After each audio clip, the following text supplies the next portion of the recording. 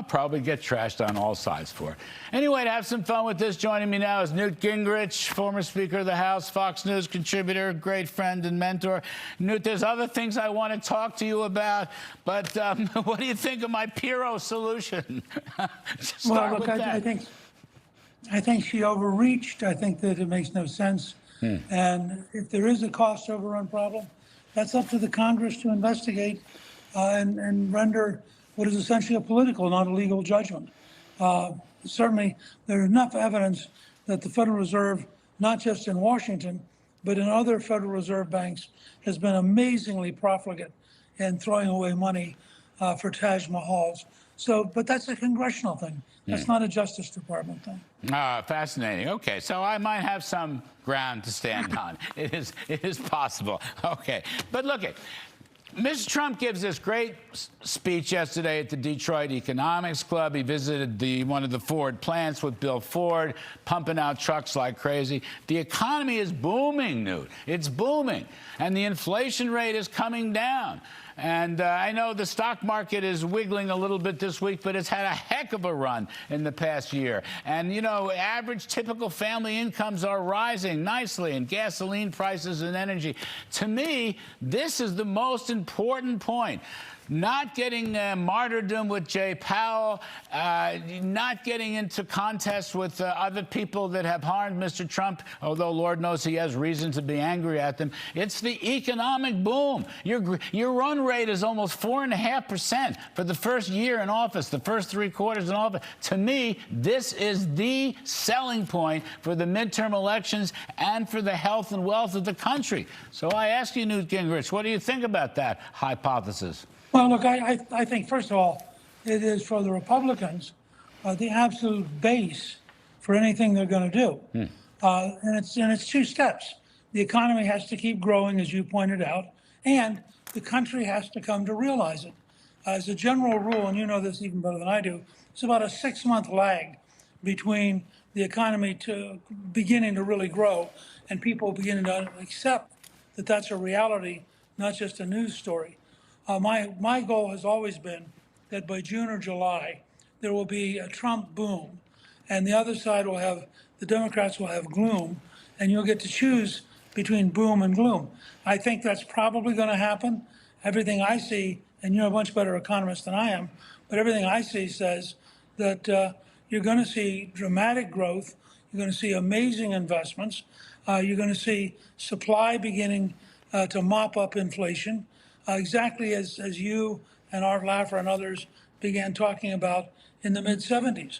And so unless we're totally wrong in our model, this should be a very good year.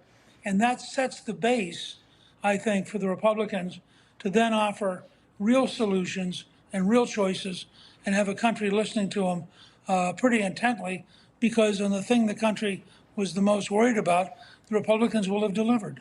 I've got a good quote, at least one. Here's some sound from the Detroit speech yesterday. Take a listen, please. We have quickly achieved the exact opposite of stagflation, almost no inflation and super high growth. And GDP is smashing expectations with the fastest growth for this country in many years. The 4th quarter is projected at 5.4%. But our growth potential is unlimited and could be much higher if we went back to sanity. And you can have growth and very low inflation. In fact, oftentimes growth is good for low inflation. The Trump economic boom is officially begun.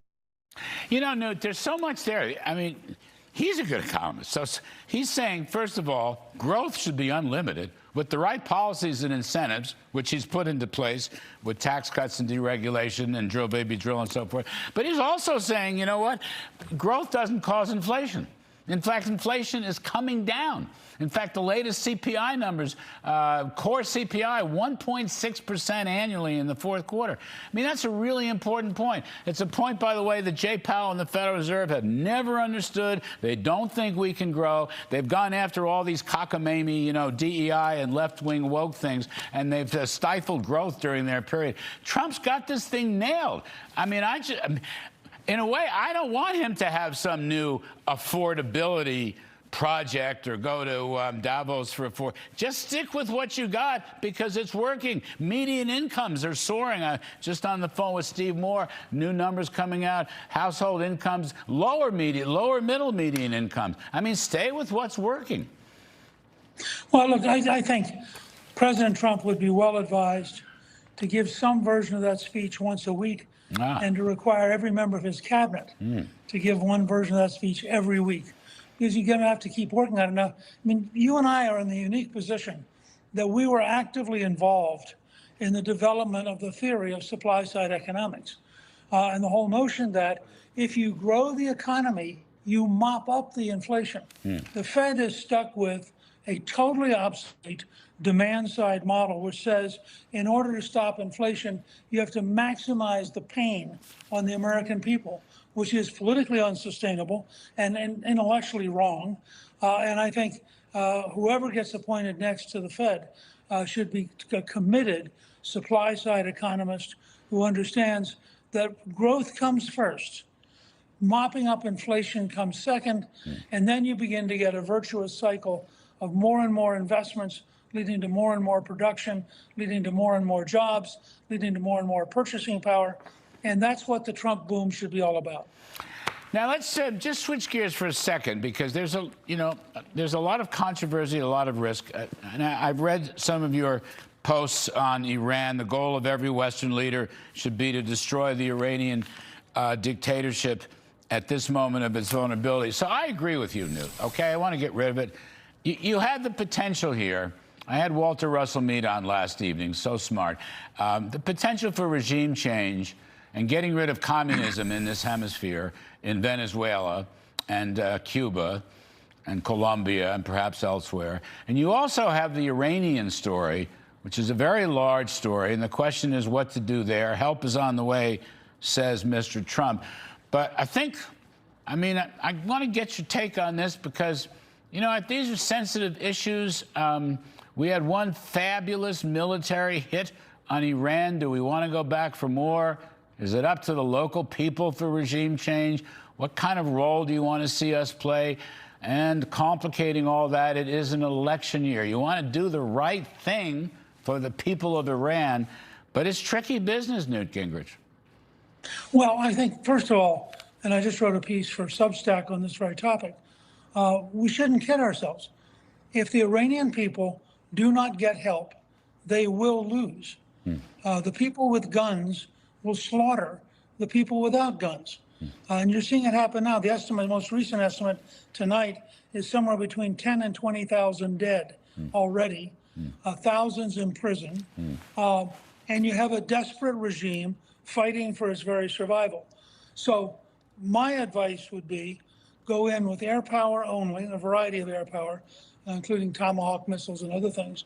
Take out every element of the Iranian Revolutionary Guard and the senior leadership, break the back of the regime purely with air power, never put a single American on the ground, and then help the Iranian people take over their own country once you've broken the capacity of the regime to survive. But if we do not do something decisive to help the Iranian people, they will lose, and we will be faced again. Remember, this is a regime which, as late as last Sunday, had people in Parliament chanting, "Death to America."